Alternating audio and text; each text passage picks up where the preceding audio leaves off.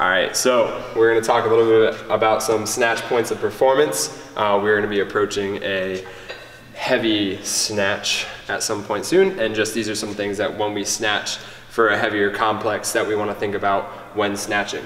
So the 4 points of performance that I wrote down that I like to use as cues are shift, pull, I put push in parentheses, I'll explain that in a second, patience, and then punch. All right, so the shift. What shifting means is I want you to shift your weight forward. All right, we tend to really focus on weight in the heels, weight in the heels, weight in the heels, but what I want you to more think about when going for a heavier lift is keeping the weight spread in the middle of our foot. So how we do that is we shift our weight forward. So say I set up for my snatch here, and I'm really set up back. If you see my toes, I can wiggle. What I want to try to do is just shift my weight forward. And now how I do that is I literally just let my shoulders come forward, the weight shifts, so now it's evenly distributed in my feet. So I feel a lot of the weight right here in the middle of my foot, and that's where I want to keep it planted. Part 2 to this is the pull. Most of the time I can tell if someone's gonna make or miss their lift based on those first few inches coming off the floor, but usually I like to say if you shift forward, your pull is gonna go pretty well. The reason why I have push in parentheses is what you should really treat the pull of a snatch as, or the pull of a clean as, is a push of the weight away from the floor. So I'm taking this weight that I'm shifted forward and I'm pushing with my legs away from the floor. And look at that, I'm in a nice hang position right now, and all I had to do was push.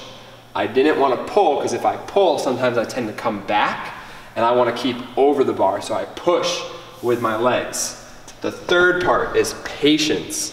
We want to have patience with our push or our pull. We want to be patient and keep waiting till that bar is almost into our hip pocket or into our hip pocket before we go ahead and try to get that bar overhead. That way we can use the full force of our hips, fully triple extend before getting that bar up overhead. So I don't want to push with my legs and then just jump and get one of these going. That's not being very patient. I want to make sure I push, push, push, push, push, push, push, keep being patient. And once I'm way up tall, that's when I'm going to go ahead and extend. It's all in my hips, all right? And the last part is punch.